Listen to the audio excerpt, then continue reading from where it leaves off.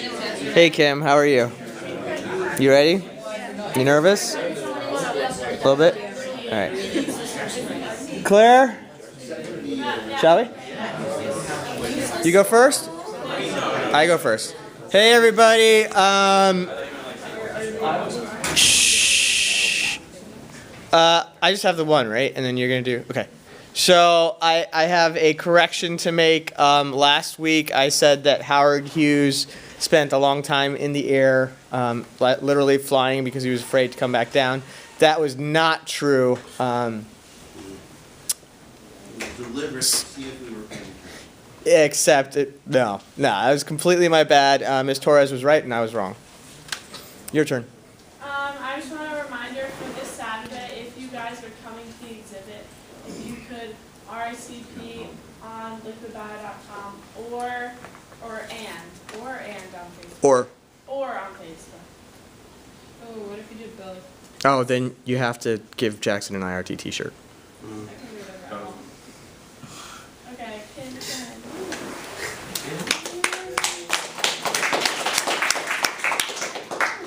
So my article is called Parental Olfactory Experience Influences Behavior and Neural Structure in Subsequent Generations. Or in simpler terms, fears could be hereditary. So before I start, I want to ask you guys, what are you afraid of? Like, shout things out. Mr. D. Children. Okay. And do you know where these fears come from? Bio class? So sometimes people might say like, oh, I was bitten by a dog when I was younger, so now I'm afraid of dogs. But a lot of times we don't know where these fears come from. And there's a social stigma against being afraid that's like, oh, you're a wuss. But maybe we don't have control over this. So for the experiment, the researchers used a strain of mice called M71 lac-Z. And there's a reason they used this specific strain, which I'll get to later in the experiment. The variable was called a fear-potentiated startle test. So they exposed the mice to a scent. In this case, it was either acetophenone or propanol. And they zapped the mice. And by doing this, the mice began to associate the shock and the fear that comes with being shot with the scent that they were exposed to.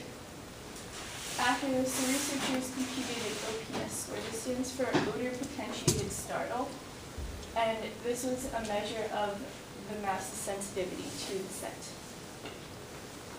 Does that make sense? Yeah. So they sensitized them to both, they potentiated them against both the acetophenone and the propanol? So there were three groups. The first one was F0 home, so these were the control mice. There was a group that was conditioned just to acetophenone, and then one conditioned just to propanol. And then they mated these mice with naive females, so females who hadn't been conditioned to anything. And they had three groups of offspring, F1 home, F1 ace, and F1 pro. And none of the offspring were conditioned, it was only their parents. Okay, and then they exposed these offspring to the two odors, either acetophenone or propanol, and they computed their OPF scores. And so having a higher OPF score just means that the mouse is more sensitive to the scent. Okay. So, before we look at the graphs, just like a reminder, none of these mice had been exposed to the odors themselves. It was only their parents that were. And so this graph shows the OPF scores when the three groups of mice were exposed to acetophenone. And you can see on the left is the F1 home mice, so the offspring of the control mice, and theirs is mostly around 0. And the same with the F1 probe mice, theirs is around 0. And then the F1 ace mice, so the offspring of the mice conditioned to acetophenone, their OPF scores are a lot higher, which means that somehow they've become more sensitive to acetophenone. Okay. And then this is the same experiment, except this time the mice are exposed to propanol. And so you can see the F1 home and the F1 ace groups are around 0, and the F1 pro, their scores are higher. Yeah. Does the OPS score indicate a preference for, rather a tendency to move away from the odor of a particular substance, correct? Yeah, well, it measured their sensitivity. So yeah. So does a negative score indicate a preference for that substance? Or is it, what does a negative score signify, I The guess? negative score, yeah, or, I mean, none of them have a significant preference for the substance, but, or a significantly negative score, but, yeah, well, yeah, I think the negative score is like a preference in it, so if, they have a higher score, so say like this one, that means that they were more like averse to, or more they picked it up. Okay. So then the next thing the researchers did was they looked at the neuroanatomy, so what was going on the cellular level in the brain. And so, well, mice and humans have things called olfactory sensory neurons, and these are cells in your brain that detect odor. They're specific to each odor, so you have different odor settings for picking up like apples versus peaches. And then the axons of the OSNs form the glomerulus. So, okay. So if we look just at the blue and black part, so these, the squares and the triangles are the odors. So in this case, acetophenone or propanol. And then this entire thing is the olfactory sensory neuron. And this part on the end is the axon. And so these form the glomerulus. Does that make sense? Mm-mm. One more time, please. Okay, so these are the odors, so acetophenone or propanol. And then this is the olfactory sensory neuron, so it picks up the scent. So that's in the nose. Yes. It has to be, right? Because the odor is coming in contact with it, so, okay. And then these form the glomeruli. These are just the ends of the scent. Okay. And so the reason that they use the strain M71 laxity is because they have things called M71 OSNs, which are designed specifically to detect acetophenone. So for this experiment, the researchers first measured the number of M71 OSNs in the offspring mice. And so having more M71 OSNs, that would imply that you would have been exposed more to acetophenone. So say you have two mice, and then you expose one of them to acetophenone, their body will naturally produce more M71 OSNs to be able to pick up the scent. Does that make sense? So like having more would imply that you have been exposed more to the scent. So this is the graph that shows the number of OSNs. This is the offspring of the control group, and this is the offspring of the propanol group. And you can see both of them had around 250 OSNs. And then you can see with the F1 ACE mice, they had closer to 300 per mouse. So again, this implies that they've been exposed more to acetophenone, but they hadn't, because as I mentioned before, none of the offspring mice were exposed to any of the scents beforehand. Yeah. The F1 ACE-M71s were the children of the ACE mice that were frightened, right? Yeah. They were the offspring of the mice that were conditioned to be afraid of acetophenone. Right, okay. Yeah, Liz. Is there a statistically significant difference in the levels of the OSNs of the acetophenone F1s and the other? Like, it doesn't look like there's that much of a difference. Like 200. Yeah. Well, I mean, okay, so it's like, well, this was only one part of the brain. So I guess, yeah, so they're only looking at one part of the brain. So if you took all the different parts of the brain, it would be significant. So, yeah, so none of these mice had previously been exposed to the odors. So somehow these, the F1 ACE mice, have inherited having more OSNs. Okay, so then the next thing the researchers did was they wanted to stain the mice brains and see like a visual. So the way they did this was using something called beta-galactosidase. So the M71 OSNs, they produce this enzyme called beta-gal. And what enzymes do is they break compounds apart. So here beta-gal breaks apart the compound Xgal, and this produces a blue precipitate. So this is Xgal. When you put in beta-galactosidase, it'll break it apart into this, which is colorless, and then this, which forms a blue precipitate. So then by doing this, by putting Xgal into the mouse's brains, they could visually see how large it was, basically.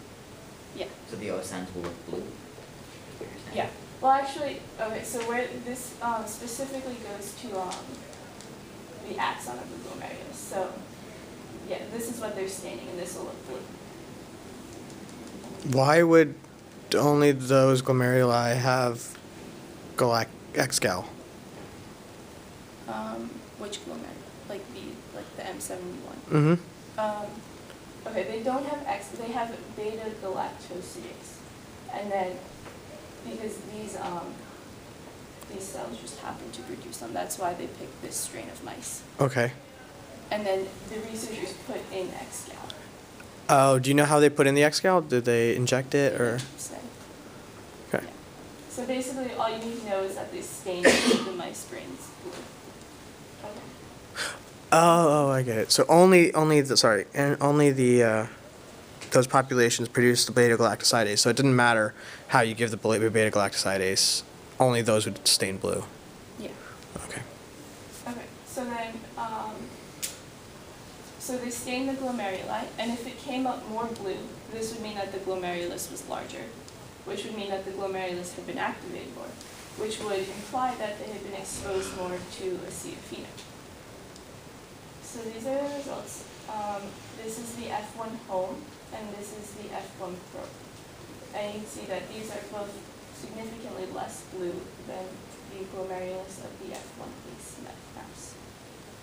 So this means that, well, okay, so going back here, this would imply that the F1 ACE group has been exposed more than the other two groups to acetophenone if they had them. So this indicates that somehow they've inherited having the larger glomerulus. Does that make sense? Okay. So then finally, the researchers wanted to know what was going on at the genetic level, so in the gene itself. So the gene that expresses the M71 OSN is called ULFR151. And the researchers looked at the amount of methylation on the gene, because if the gene is methylated, then the M71 OSNs won't be transcribed, and the mouse would have less of them. Okay. So yeah, so the more methylation there is, the less transcription of M71 OSNs. So then this is for the original group of mice, so the mice that were exposed to the sense and conditioned. And you can see the on the left is the F0 propanol group, and theirs was around almost 100% methylated. And then for the F0 ACE group, theirs was closer to 80 or 90% methylated. So this means that for the F0 ACE group, they had less methylation and so more transcription of M71 OSNs. And this makes sense because these were the mice that were conditioned to the sense, so their body has responded to the conditioning. And then, so next the researchers looked at the same thing, except for in their offspring. You can see that this is very similar. The F1 probe had close to 100% methylation, while the F1 ACE had much, or well, significantly lower amount of methylation. And so this means that somehow they've inherited this. And yeah. Okay, so just an overview. What we just looked at, we saw that the F1 ACE mice had less methylation on their gene, which meant that they had more M71 neurons. And we saw this in the glomerulus visually, and then also in the numbers. And then, so because they had more M71 OSNs, this made them more sensitive to acetophenone. And the acetophenone was originally linked with fear. So somehow these mice have inherited this fear of a sea of fever. So, in conclusion, researchers found that sensitivity to odor can be inherited, and then since the odor was linked with shock or fear, this means that fear could be epigenetic and hereditary. And so, finally, back to my original point, it's okay to be afraid because you don't always have control over it.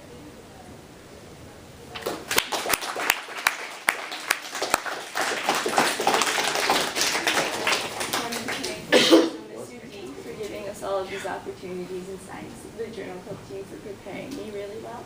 Project 80, because there's a really cool commercial about this coming out soon. And then all of you guys for coming.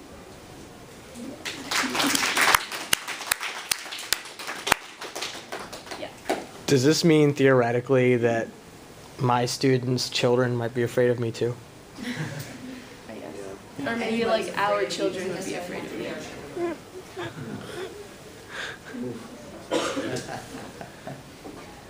Nice shirt. Thanks, Mr. D. Nice shirt.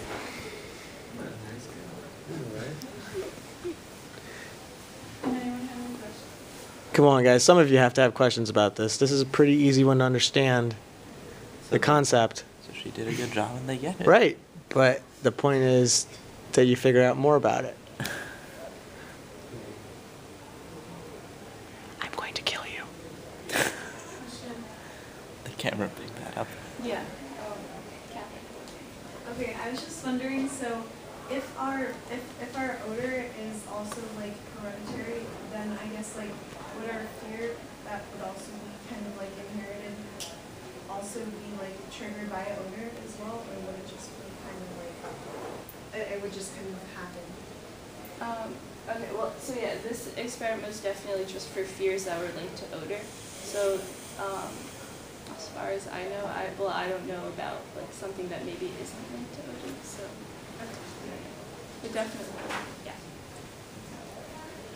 Yeah. Alright, so the F1 mice, the one that inherited the 71,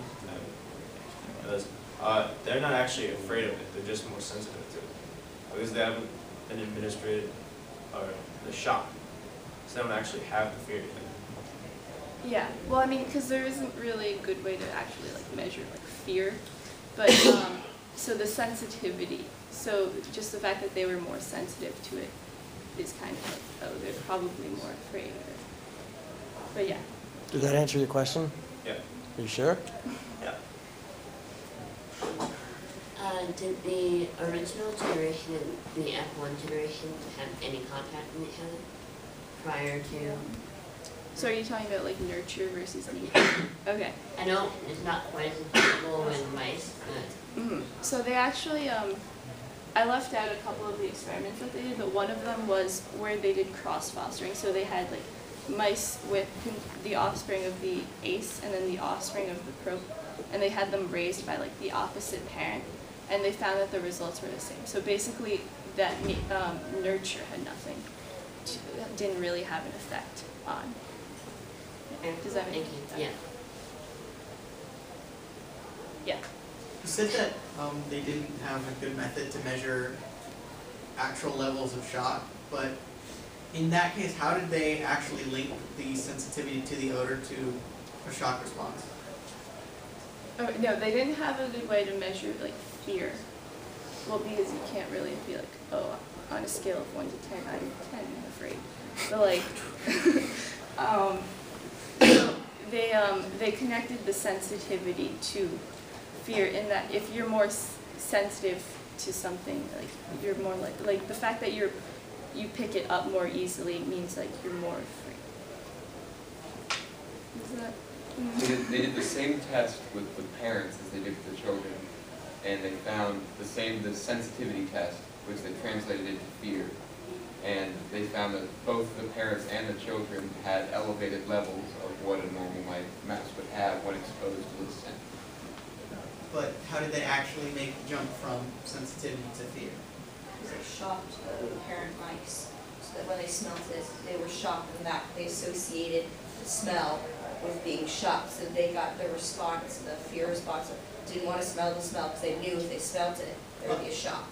I So it's understand. like the parents' fear of that, and then it's how does that connect? They have to assume that sensitivity reaction is fear. They don't have a way of asking the mouse, are you afraid?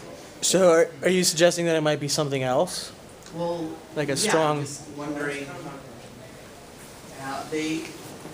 I'm wondering if it actually is a safe assumption to say that a mouse that will smell something more strongly will be afraid of that thing, because like, even if you can smell, say, apples really well, you're not going to be terrified. But you're not getting shot every time you smell it. But yeah, when That's you why they Well, did how do they gauge the shock? How do they even know that the mice are shocked? They shock Yeah. They're shocking them with And electricity. then how does the mice? Like they gave a shock to the I think you meant mice. how does they know Oh, that wow. the mice are afraid? They actually electrify them up. Oh, okay. I thought that you were talking about an emotional response. No. Not actual electric shock. Kim, is it possible? Is it possible the fear was passed on while the child was in the womb? Did they do any transplant experiments? Yeah, they did IVF. They did an IVF. Okay. Like you can affect that. The children were still afraid.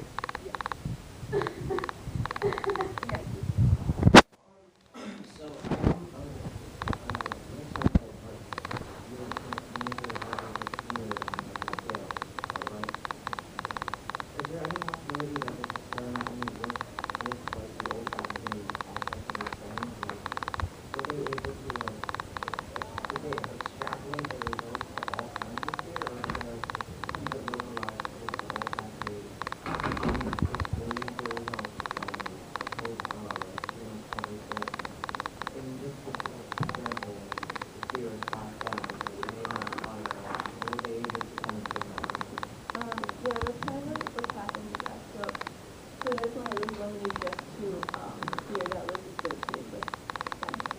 So, yeah, so just maybe if you're afraid of dogs, your children won't necessarily be because you don't know. So at this point they're really not sure, but definitely at a certain sense there's a possibility that it's inherited. I guess maybe that's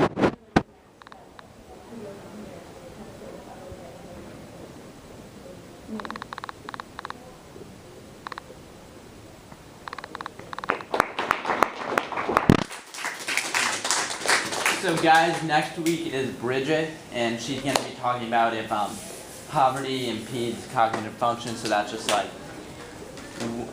not to be obnoxious, but like, are people who live in poorer conditions stupider, or are they less educated because they have to worry about something else, like when their next meal is?